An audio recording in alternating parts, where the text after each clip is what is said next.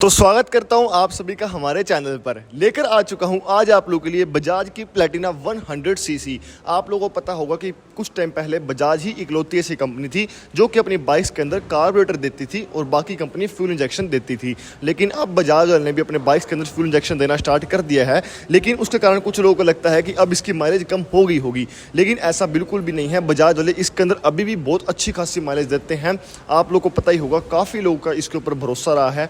काफ़ी सालों से इसने लोगों को सर्व किया है, चाहे वो कमर्शियल पर्पस के लिए हो, चाहे वो घर पर रखने के लिए हो। हर चीज़ के अंदर बजाज वाले ने प्लेटिना के अंदर हमेशा अच्छा काम ही किया है। आज मैं इसका डिटेल रिव्यू करने वाला हूं। इसके अंदर अगर मैं कलर ऑप्शंस की बात करूं तो इसके अंदर टोटल 4 कलर ऑप्शंस आते हैं। सबसे पहले कलर ऑप्शन की बात करूं वो है ब्लैक और ग्रे, दूसरे की बात करूं तो वो है रेड और ग्रे, थर्ड कलर ऑप्शन की बात करूं तो वो है ग्रीन और ब्लैक। इसका ही आज हम लोग रिव्यू करने वाले हैं। चौथे कलर ऑप्शन की बात करूं तो वो है रेड और ब्लैक। तो अब हम लोग बात कर लेते हैं इस बाइक की फ्रंट लुक से। फ्रंट के अंदर आप लोगों को यहाँ पर ऊपर की तरफ LED DRL देखने को मिलने वाला है। जैसे कि अगर मैं आपको ऑन करके दिखाऊं तो आप लोग देख सकते हो यहाँ पर इसका DRL फ्रंट के अंदर आप लोग को LED में मिलने वाला है।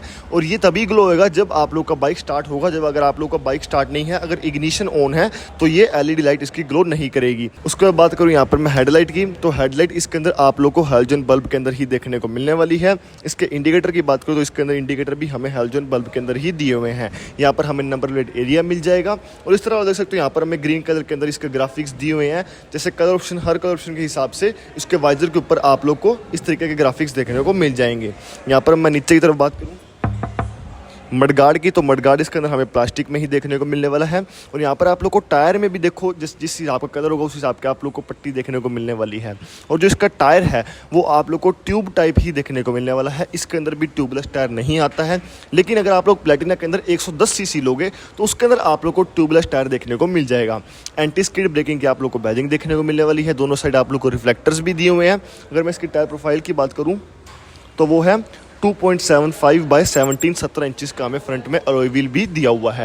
यहाँ पर अगर मैं बात करूँ आप लोगों को कॉम्बी ब्रेकिंग सिस्टम भी देखने को मिलने वाला है। यानी कि अगर आप लोग पीछे की ब्रेक को अप्लाई करोगे तो आगे की ब्रेक भी साथ में अप्लाई होने वाली है। सस्पेंशन की बात करूँ तो फ्रंट में आप लोग को टेलीस्कोपिक सस्पेंशन ही देखने को मिलने वाले हैं। ये बात होगी कंप्लीट फ्रंट प्रोफाइल के बारे में। बात कर लेते हैं इस बाइक की साइड प्रोफाइल से। यहाँ पर आप लोगों को प्लेटिना की बैजिंग देखने को मिलने वाली है। इस तरफ आप लोग को ग्रीन कलर के अंदर ग्राफिक्स दिए हुए हैं। यहाँ पर आप लोग को 100 सीसी की बैजिंग देखने को मिल जाएगी। पहले इस तरफ इसकी कंफर्ट टेक की बैजिंग आती थी, लेकिन अब इसकी कंफर्ट टेक की बैजिंग को हटाकर इस तरफ कर दिए गए हैं।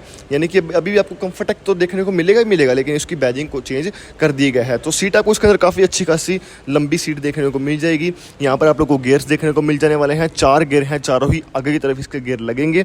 ये पीएन फुट रेस्ट आपको कुछ इस तरीके का देखने को मिलने वाला है। जिसका लेडीज फुट रेस्ट है आप लोग को ऑनरोड प्राइस के अंदर ही देखने को मिल जाएगा। तो इसके इंजन स्पेसिफिकेशंस की बात करो तो इसके अंदर आप लोग को मिलने वाला है 102 सीसी का इंजन, जो कि आप लोगों को प्रोड्यूस करके देगा 7.8 bhp की पावर और 8.3 Nm का टॉर्क। अब यहाँ पर मैं बात कर लेता हूँ इसकी फ्यूल टैंक कैपेसिटी की, तो वो है 11 लीटर्स की। अगर मैं बात करूँ इसकी सीट हाइट की तो वो है 807 mm की। अगर बात करूँ इसके कर्ब वेट की तो वो है 117 kg का। और उसके बाद बात करूँ इसके ग्राउंड क्लियरेंस की तो वो है 200 mm का, पूरे 200 mm का आप लोग को इसके अंदर ग्राउंड क्लियरेंस दिया हुआ है। तो ये बात होगी इस साइड प्रोफाइल की। अगर मैं इस तरफ बात करूँ तो यहाँ पर भी आप लोग को सेम ही मिलने वाली है। उस तरफ की तरह सेम आपको यहाँ पर बैजिंग देखने को मिल जाएगी। थीम वगैरह सब कुछ सेम है। रियर ब्रेक पैडल आपको कुछ इस तरीके का देखने को मिलने वाला है।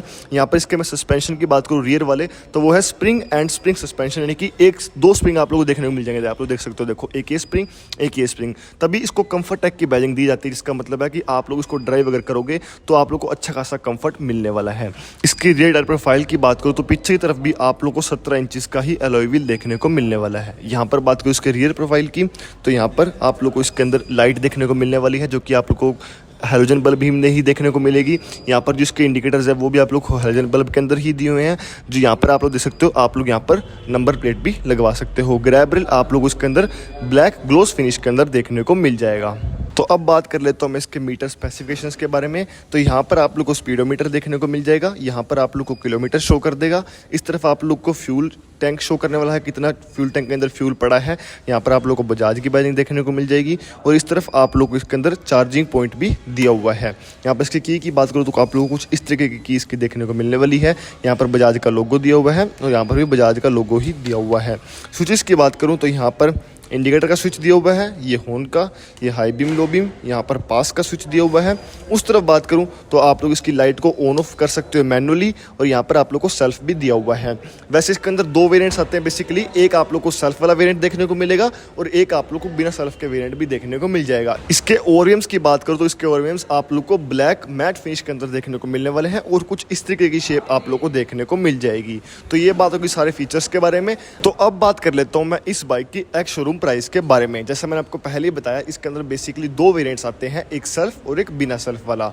जो सेल्फ वाला वेरिएंट है उसका आप लोग को एक्स शोरूम प्राइस देखने को मिलेगा 70,900 रुपीज़। वहीं पर बात करूँ जो बिना सेल्फ वाला वेरिएंट है वो है 63,200 रुपीज़। उसके बाद बात करूँ इस बाइक की वारंटी की तो वो है 5 साल या फिर 75,000 किलोमीटर्स की। जो भी चीज़ पहले कंप्लीट हो जाएगी इस बाइक की वारंटी कंप्लीट हो जाने वाली है। उसके बाद बात करूँ उसकी डाउन पेमेंट की तो लगभग 10 से 15,000 रुपये डाउन पेमेंट देकर आप उसको अपने घर पर लेके जा सकते हो। तो ये बात होगी कंप्लीट बाइक के बारे में। जो भी इसके अंदर नए चेंजेस हैं सब कुछ मैंने आपको डिटेल में बता दिया है। अगर आपको भी कोई डाउट है तो वो आप लोग हमें कमेंट बॉक्स में पूछ सकते हैं। किसी और बाइक का रिव्यू देखना है तो वो भी आप लोग कमेंट बॉक्स में बता सकते हैं। जल्द से जल्द हम उसका भी रिव्यू लेकर आएंगे। मिलते हैं नेक्स्ट वीडियो में, तब तक के लिए धन्यवाद।